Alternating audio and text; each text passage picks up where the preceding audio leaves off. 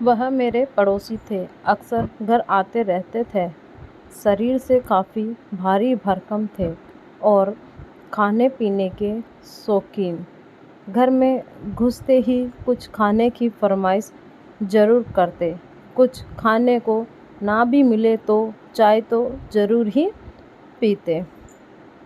घर में खासकर वह मेरी बुआ से ज़रूर बात करते, क्योंकि मेरे फूफा जी गुजर चुके थे। बुआ अकेली थी, ऐसे में उन्हें मोरल सपोर्ट भी मिल जाता था। असल में उस शख्स की बातें मुझे इतनी अच्छी थी, बात करने का तरीका, कोई भी उस पर यकीन कर लेता। इसी वजह से शायद बुआ को उनकी बातें अच्छी लगती थी, पर उसकी यही हरकतें परिवार में बुआ को छोड़कर दूसरों को पसंद नहीं आती थी। पर बुआ की वजह से कोई कुछ कह भी नहीं पाता था।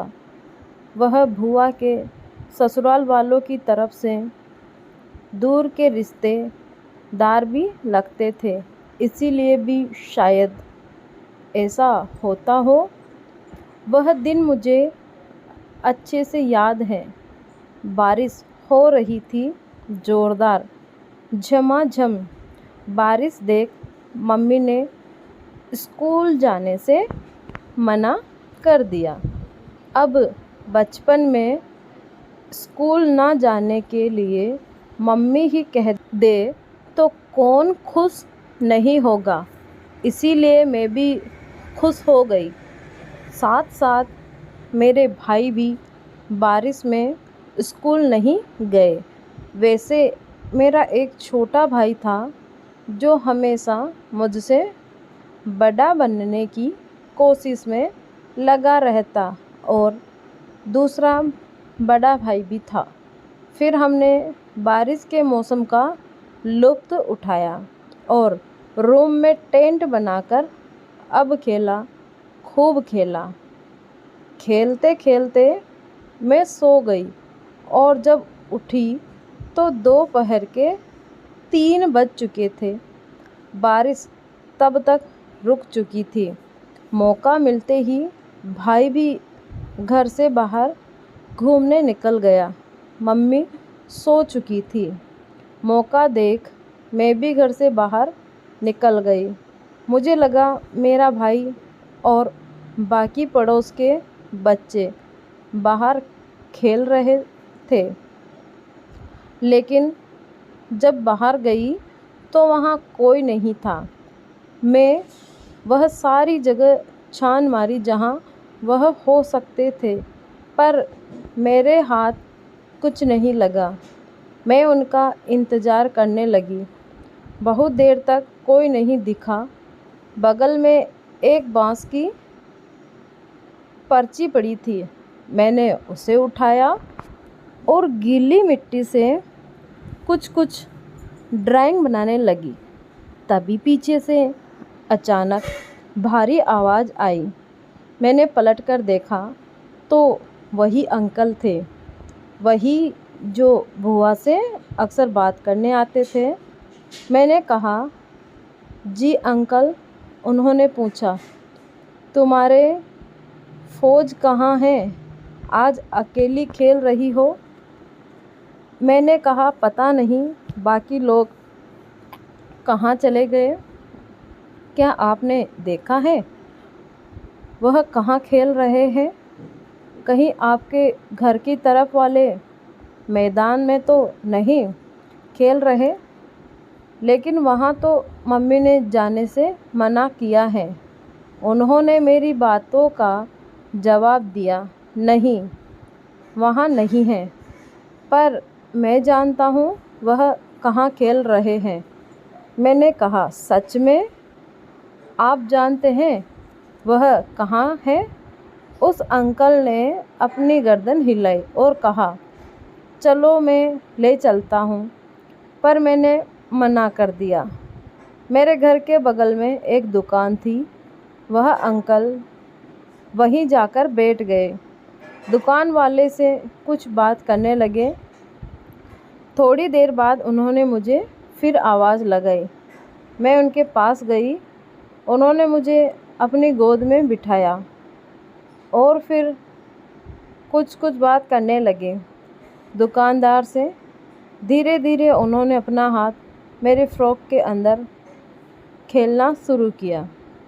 वह मुझे नीचे से छूने लगे। मुझे अजीब लगा, कुछ गंदा भी महसूस होने लगा। मैंने थोड़ा तेज़ी से पैर हिलाया, फिर वह संभल गए। मैं उनसे खुद को छुड़ाने की कोशिश करने लगी, पर उन्होंने मुझे जाने नहीं दिया। कहने लगे कि अरे क्या हुआ, तुम्हें अभी तो खेलने जाना है, चलो मैं लेकर चलता हूँ। फिर वह दुकानदार गुप्ता जी से कहते हैं, ठीक है मैं चलता हूँ, बच्ची को खेलना है भाइयों के साथ। गुप्ता जी ने कुछ नहीं कहा, जैसे वह जानते हो सारी चीज़ें। मैं उस अंकल के साथ नहीं जाना चाहती थी, पर उन्होंने मुझे ज़बरदस्ती गोद में उठा लिया और कहीं लेकर जाने लगे। मैंने उनको मना किया, पर उन्होंने मेरी बात नहीं सुनी। पहले मुझे वह एक दुकान में ले गए। वहाँ कुछ चॉकलेट खरीद कर मेरे हाथ में पकड़ा दिया और कुछ ज़बरदस्ती मेरे मुंह में डाल दिया ताकि मैं कुछ बोल ना सकूं। फिर मुझे वह एक सुनसान रास्ते की तरफ ले जाने लगे। मुझे कुछ ठीक नहीं लग रहा था। मुझे कुछ समझ में आ रहा था, मेरे साथ कुछ बुरा होने वाला है। चलते चलते वह मुझे आम के बगीचे तक ले गए और वहाँ ज़बरदस्ती मुझे चूमने की कोशिश करने लगे। मैंने अपना मुंह घुमा लिया और ज़िद करने लगी, मुझे घर जाना है, घर जाना है। जिस रास्ते से वह मुझे लेकर जा रहे थे, वहाँ मैं कहीं बाहर अपने दोस्त के साथ आ चुकी थी। वहाँ के कुछ लोग मुझे पहचानते थे। मैंने कहा, अंकल मुझे छोड़ दीजिए, घर जाना है, मम्मी ढूंढ रही होगी। वह मुझे और अंदर की तरफ ले जाने लगे, मानो जैसे उस दिन उसने तय कर लिया था कि वह अपनी गंदी मंशा को पूरी करके रहेगा। उस उम्र में मुझे नहीं पता था कि हवस क्या चीज़ होती है, लेकिन उसकी आँखों को देखकर समझ गई थी कि ऐसी हवस हरकत करने वालों की नज़रें कैसी होती हैं। पता नहीं उस दिन उसके अंदर कौन सा जानवर था जो बाहर आना चाहता था और मुझे नोच खाना चाहता था। उसकी आँखें आज भी मुझे डराती हैं। वह अपनी प्यास बुझाना चाहता था, मेरा रेप करना चाहता था। वह रेप करने की जगह तलाशने लगा। मेरे मुंह में कपड़ा ठूंस दिया। मैंने शरीर को गंदी तरह से छूने लगा। मेरी फ्रॉक उठाकर उसने मेरे प्राइवेट पार्ट पर ज़ोर से काटा। मैं चिल्लाई, ज़ोर से चीखी, पर आवाज़ बाहर नहीं गई।